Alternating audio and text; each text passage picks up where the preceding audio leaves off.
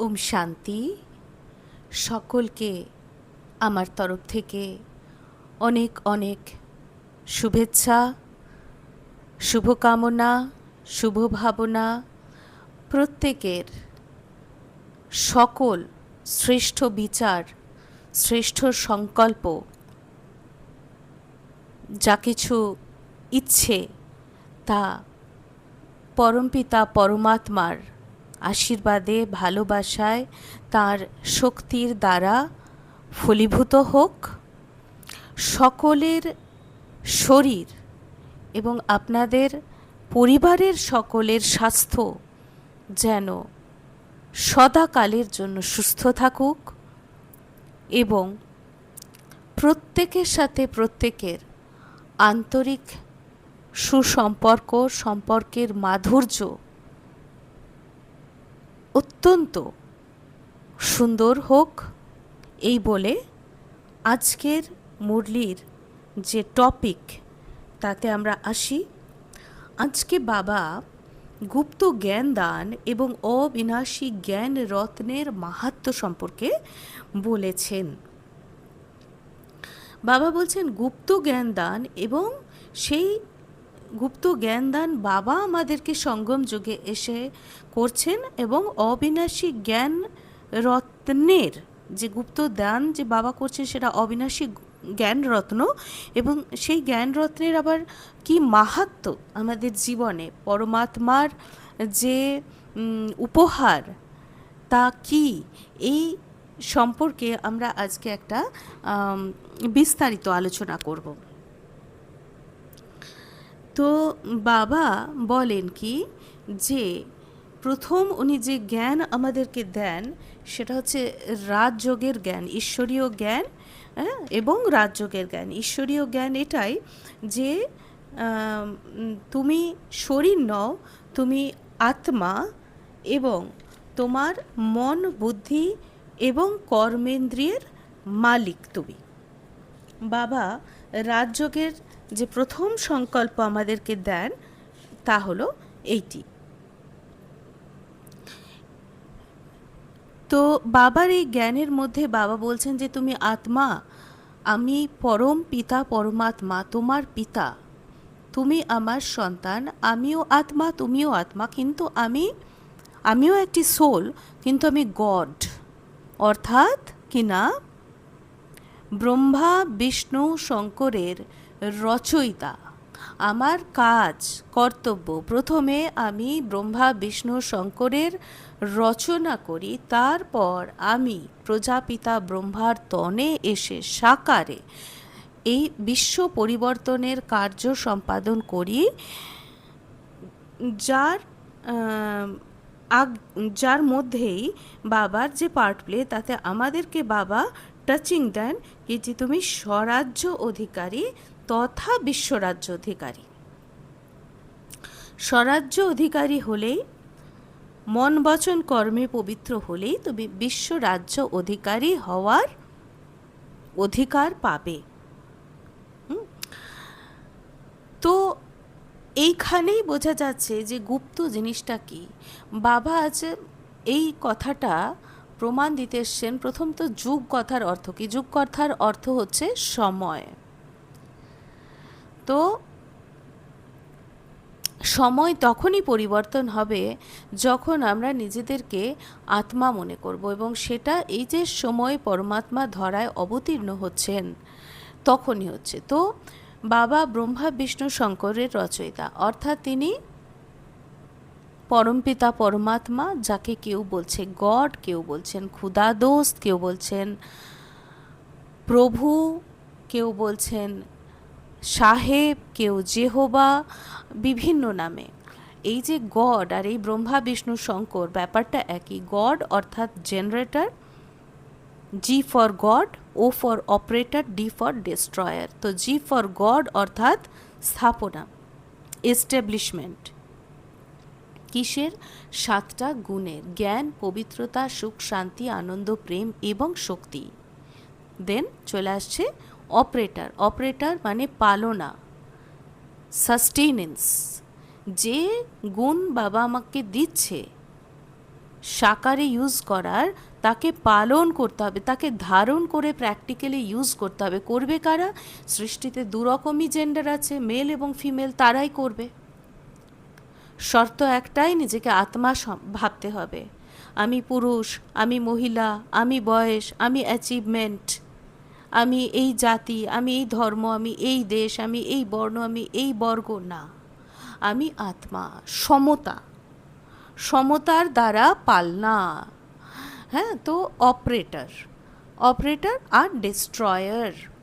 এই জন্যই শঙ্করের মুখে, ফেসের মধ্যে একটা তৃতীয় নেত্র থাকে, অর্থাৎ বিনাশ কি না, রিয়েলাইজেশন, অনুভব যে দেহের আধারে আমরা আজ পর্যন্ত যা কিছু ভাবছি, সেই ভাবনাকে যখন আমরা আমাদের বচনে, আমাদের কর্মে, আমাদের সম্বন্ধে আমরা আনছি, আমরা আমাদের ভাগ্য চয়ন করছি এবং কর্মের বন্ধন ক্রিয়েট করছি এবং কর্মের ফল ক্রিয়েট করছি, আর বলছি এটা ঈশ্বর দিচ্ছে। না, ঈশ্বর দেননি। ঈশ্বর পরিষ্কার এসে আমাদেরকে বলছেন, আমি তোমাকে গুণ এবং শক্তি দিচ্ছি, এটাই আমার বাস্তব সত্য রচনা। বাস্তব নয়, সত্য রচনা। বাস্তব মিন্স ফ্যাক্ট, সত্য মিন্স ট্রুথ, যা আদি অনন্ত অবিনাশী চৈতন্যতা, যা একটা মহাত্মাও স্বীকার করবে, যা একটা গৃহও স্বীকার করবে, একটা চোরও স্বীকার করবে, একটা পাপী তাপিও স্বীকার করবে। তা হচ্ছে সত্য, তা হচ্ছে 7টা গুণ আর 8টা শক্তি। তাকে পালনা করতে হবে, তাকে ধরায় অনুভব করাতে হবে। আর এগুলো তো চর্মচক্ষু দিয়ে দেখা যায় না। তাই বাবা বলছেন গুপ্ত দান। বাবা এসছেন গুপ্ত দান করতে তার বাচ্চাদেরকে, এবং আমরা আমাদের ন্যান চ্যান, আমাদের ভাইব্রেশন, আমাদের বোল, আমাদের চলন দিয়ে আমাদের আশপাশ, স্পেসিফিক্যালি খাস বিশেষভাবে নিজের পরিবারে, নিজেদের সন্তান, নিজেদের আমরা যে স্পাউস, যে যুগল বন্ধনে আছি যারা, এবং আমাদের এক্সটেন্ডেড ফ্যামিলি, তাতে আমাদের শ্বশুর শাশুড়ি, আমাদের মাত পিতা, আরও যারা আছেন, প্রত্যেককে দিতে হবে। তারপরে সমাজে দিতে হবে। তো জেন্ডার, সম্পর্ক, বর্গ, বর্ণ, জাতি, সম্পত্তির অধিকার, দেশ কাল নির্বিশেষে সকলকেই জ্ঞান দান করতে হবে। তো এই জ্ঞান অনুভব, এক অনুভব আমরা দেহের আধারে করে থাকি। রাগ, রোষ, মোহ, অহংকার, ঈর্ষা, দ্বেষ, হেরে যাওয়া, হার মানা, কান্না, ইত্যাদি ইত্যাদি। ঠিক তার উল্টোটা, যেটা আমরা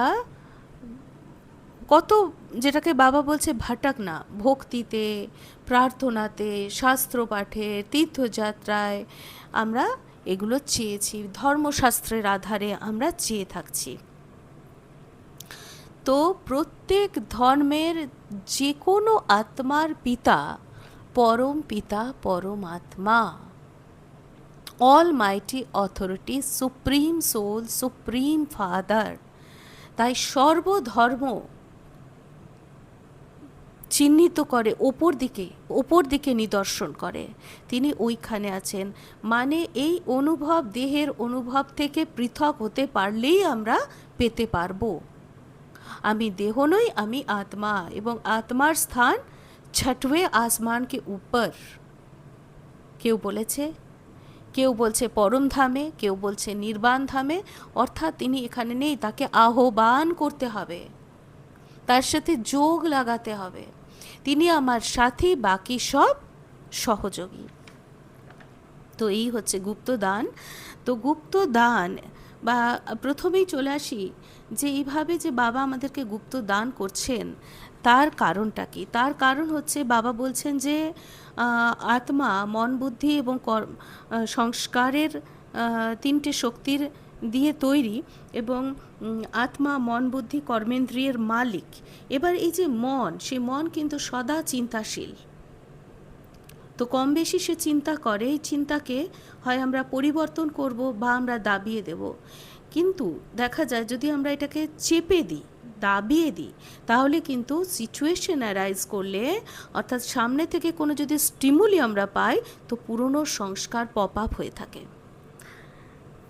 হয়ে থাকে। কেন আমরা ব্যর্থ আর সমর্থের মধ্যে তফাৎ করতে পারি না? যখনই কোনো আমাদের সুবিধা মতো সিচুয়েশন হয় না, তখন আমাদের পুরনো সংস্কার কিছু কিছু বেরিয়ে চলে আসে, তখন সিচুয়েশনটা আরও কঠিন হয়ে দাঁড়ায়, সম্পর্ক আরও জটিল হয়ে দাঁড়ায়, মন আরও অশান্ত হয়ে যায়। তাই মনকে সশক্ত করতে হলে মনকে সকারাত্মক সংকল্প দিতে হবে। শক্তি চাই, যে কোনো কাজ করতে হলে শক্তি চাই। হ্যাঁ, যে কোনো একটা কার হোক, একটা কোনো আপনার অনেক কিছু মেশিনারিজ আছে যেগুলো কি হচ্ছে, সবই ফ্যান হোক, ফ্রিজ হোক, এসি হোক, যাই কিছু আছে সেগুলো চালানোর জন্য শক্তি লাগে। তেমনি মন যার শক্তিশালী, সে যে কোনো সমস্যাকে ওভারকাম করবে।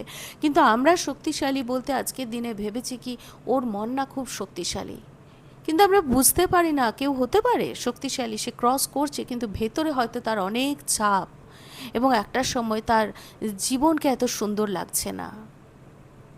তো শক্তি কি সেটা বাবা আমাদেরকে জানিয়েছেন, গুণ কি সেটা আমাদেরকে জানিয়েছেন। তো ঈশ্বরীয় জ্ঞান এবং রাজযোগ আমাদের আন্তরিক শক্তিকে জাগৃত করে সমস্ত জীবনকে সমর্থ বানায়। যে কোনো পরিস্থিতিতে ঈশ্বরের সন্তান, ভাগ্য বিধাতা যখন আমার পিতা, আমার বন্ধু, আমার সখা, আমার গুরু, আমার টিচার, তাহলে আমার কিসের ভয়? হ্যাঁ, এই জিনিসটা যেমন সাকারে লৌকিক আমার মাতা পিতাকে আমি ছুতে পারি, আমি সব কিছু বলতে পারি, শেয়ার করতে পারি, অ্যাটলিস্ট ওগুলো তো বাদই দিন, আমি ছুতে পারি, আমি দেখতে পাই, আমার বিশ্বাস যে হ্যাঁ সে আছে। ঠিক সেইভাবে পরম পিতা পরমাত্মাকে আমাদেরকে বিশ্বাস করতে হবে। বিশ্বাস করবার জন্যই সূক্ষ্মবতন এবং পজিটিভ সমান এইগুলো আমাদেরকে দেওয়া হয়, এগুলো প্র্যাকটিস করা হয়। কারণ যা সংকল্প থেকেই সিদ্ধি। আজ দিন অবধি আমরা ঈশ্বরকে ডেকেছি, কিন্তু যেদিন ঈশ্বর বলছে আমি সঙ্গম যুগে এসেছি, সেদিন আমি মানতে পারছি না যে ভগবান এসে আমাকে প্রাপ্তিস্বরূপ বানাচ্ছে। একবারটি বিশ্বাস করেই দেখুন না বন্ধুরা। অনুভব কথা বলে, এটা আমি বলছি না, আমার জীবনের অনুভব বলছে আমরা সমস্ত বাধা বিঘ্নকে অতিক্রম করে, খানাখন্দ জীবনের যা কিছুই আছে তাকে ক্রস করে বাবা যেটা বলছেন 21 জন্মের অধিকার আমরা পাবই। 21 জন্মের 20 জন্ম তো বাদই দিনেই জীবনটা বড় সুন্দর হয়ে যাবে, প্রত্যেকটা সম্পর্ক মধুর হয়ে যাবে, হিন্ড্রেন্সগুলো পার হয়ে যাবে। আসবে না এটা আমি বলছি না, এটার গ্যারেন্টি দেওয়া যায় না, কিন্তু এগুলো ক্রস হবে বাবাকে চিনলে, জানলে, এবং বাবা যে গুপ্ত দান করছেন তাকে ইউজ করলে। তো আসুন রাজযোগ দ্বারা কি পাওয়া যায় আমরা একটু ছোট করে জেনে নিই। আমরা পাই একাগ্রতা, অ্যাকসেপ্টেন্স, ডিসিশন নেওয়ার ক্ষমতা, কনফিডেন্স আমাদের অনেক হাই হয়ে যায়, আর আমরা পাই আপনার খুশি, আমাদের ব্যবহারিক পরিবর্তন আসে, লিডারশিপ কোয়ালিটি আসে, সন্তুষ্টি আসে, উইল পাওয়ার আসে, ইনটিউশন পাওয়ার বাড়ে, এবং মন শান্ত স্থিতিশীল হয়। যে মন শান্ত সে মন খুশি, সে মন উৎসাহপূর্ণ, সে মন সন্তুষ্ট, সে মন ভরপুর। এই যে ভরপুরতা, এই যে দুশ্চিন্তাহীন মন, সেই মন হালকা যত থাকবে তত শক্তিশালী থাকবে। শক্তির পরিচয় আমরা এতদিন যা জানতাম তাকে বাবা বলছে চেঞ্জ করতে। দ্বিতীয় যে শক্তি আসে তা হচ্ছে একাগ্রতা। তাতে আমরা অল্প সময়ে সফলতা প্রাপ্ত করি, এবং একাগ্রচিত্ত অন্যর কাছে আমার কনফিডেন্স এবং ওয়েটেজ বাড়াতে হেল্প করে। কারণ আমরা সামনের জনের কথা বা পরিস্থিতিকে বড় একাগ্রভাবে শুনি। যখন একাগ্রভাবে শুনি, বাবার 8টা শক্তিকে প্রয়োগের দ্বারা মৌখিক বাঁচাতে, বা যদি বুঝি বাঁচায় হবে না, ভাইব্রেশনে, সাকাশে যেভাবেই আমরা দেব সেটা সফলতা পাবে। তো একাগ্রতা এবং চিন্তন, যেটাতে শ্রেষ্ঠ চিন্তন আমরা করতে পারবো, যাতে করে আন্তরিক এবং বাহ্যিক জগৎকে বুঝে জীবনকে মূল্যবান করে তুলতে পারবো এবং আমরা অনুভূতিশীল সত্য অনুভূতিতে ভরপুর হব, যে অনুভবের অথরিটি জীবনকে সফল করবে। অর্থাৎ কিনা যে আত্মার ভেতরে আত্মিক স্মৃতির দ্বারা যে গুণ এবং শক্তি আছে, যেটাকে বাবা আমাদেরকে গুপ্ত দান করছেন, সেগুলোকে আমরা ফিল করতে পারবো, সেগুলো সম্পর্কে অবগত হব, সেগুলোকে ইউজ করব প্র্যাকটিক্যালে। হ্যাঁ, শিখে যাব যে কখন কোনটা ইউজ করতে হয়, কোন সংস্কার আমাকে ডিস্টার্ব করছে, অপরের কোন সংস্কারযুক্ত মানুষের সাথে বা কোন পরিস্থিতিতে আমি কোনটা করব। এটা ধীরে ধীরে সময় প্রমাণ, ধীরে ধীরে আমরা শিখে যাব। আর তাই সকলে আমরা এরপরে যেটা করা যায়, বাবা যেটা আমাদেরকে বলছেন যে আমাদের গুপ্তভাবে অবিনাশী জ্ঞান রত্ন যা বাবা দান করছেন, তা বিশ্ব রাজ্যের অধিকারী আমরা হতে পারবো। কেননা প্রত্যেকের সংস্কারের সাথে আমি যখন মিলন মানাবো, যারা বা যে সংস্কার আমার জীবনের অবস্টাকল ছিল, দুঃখ ছিল, ভারীপন ছিল, তিক্ততা ছিল, তারা আজ আমাকে এগিয়ে দেওয়ার সহায়ক হবে। তার ভেতরে অনেক বন্ধুরা কারণ আছে, এই নয় যে শুধু ফলো করলেই হবে। প্রথম তো নিশ্চয় বুদ্ধি বিজয়ন্তী, প্রীত বুদ্ধি বিজয়ন্তী, বিনাশকালে প্রীত বুদ্ধি বিজয়ন্তী। কারণ আজকে দুনিয়া প্রকৃতিগতভাবে, মানসিকতাভাবে, সায়েন্সগতভাবে আমরা দেখতে পাচ্ছি অনেস্টির কত অভাব আছে, ডিসিপ্লিনের কত অভাব আছে, সেবার কত অভাব আছে, আমরা দেখতে পাচ্ছি। তো এগুলোকে আমার এই সময় সঠিকভাবে ইউজ করতে হবে। প্রতিটি জ্ঞান রত্ন অমূল্য। এই জ্ঞান রত্ন নিজের জীবনে ধারণ করুন এবং অন্যদের মধ্যে বিতরণ করে প্রকৃত দাতা হয়ে যান। একই সঙ্গে সরলতার, যেটা বাবা আজকে বরদানে বলছেন যে শক্তি স্বরূপ হতে হবে, শুধু সরল না। সরলতা বা শীতলা মা হতে হবে সংস্কার মিলনের জন্য, কিন্তু যেখানে ইনজাস্টিস আছে সেখানে ডিগনিটির সাথে শক্তি স্বরূপ হতে হবে। তো মায়ার ওপরে বিজয় আমরা লাভ করব। তো বাবা আজকে বলছেন কি, আমরা যদি মনমনা ভব আর হয়ে বাবার এই গুপ্ত জ্ঞানকে নিজের মধ্যে ধারণ করতে পারি, তাহলে মধ্যাজী ভব হয়ে, অর্থাৎ কিনা যেটাকে বাবা বলছেন অপারেটর বা পালনা, ওই জ্ঞান এবং শক্তির পালনার দ্বারা আমরা সৃষ্টিতে একটা নবযুগ আনতে পারবো, নবনির্মাণ করতে পারবো। স্বর্ণিম সংসার, স্বর্ণিম ভারত গড়তে পারবো। তো বাবা আজকে বলছেন, আজকে না, বাবা এই জ্ঞানে যেটা কোর নাট শেল, সেটা আজকে আমরা 10টা পয়েন্টে আলোচনা করব। প্রথম পয়েন্ট হচ্ছে, বাবা যাকে আমরা পরমাত্মা বলি, উনি সত্য, এটাকে বিশ্বাস করতে হবে। আমরা তাকে ডাকি, হে দুঃখহর্তা সুখকর্তা আও, পতিত পাবন আও, অর্থাৎ উনি নেই। এখানে কি আছে? এখানে মায়া আছে, এখানে আত্মা আছে, কিন্তু পরমাত্মা নেই। আত্মার মধ্যে দু ধরনের সংস্কার চলে, মায়ার সংস্কারও চলে, রাবণের সংস্কারও চলে। আর যখন বাবাকে আহ্বান করি, কখনো কখনো হয়, কিন্তু যখন সংসার সত্যযুগীয় বা সঙ্গম থেকেই চালু হয়ে যায়, সেটা যারা বাবার ওরকম বাচ্চা, জ্ঞানী তু আত্মা, তার ক্ষেত্রে সোল কনসাস, মানে আমরা আত্মার যে অরিজিনাল সংস্কার সেগুলোকে ইউজ করতে পারি। তো দুরকম সংস্কার। তো বাবা সত্য, উনি এখানে নেই। প্রথম তাকে রাজযোগের দ্বারা আহ্বান করতে হবে। বা আমি আত্মা এবং আমার বাবা হচ্ছে পরমাত্মা, এই বলে শক্তিশালী হতে হবে।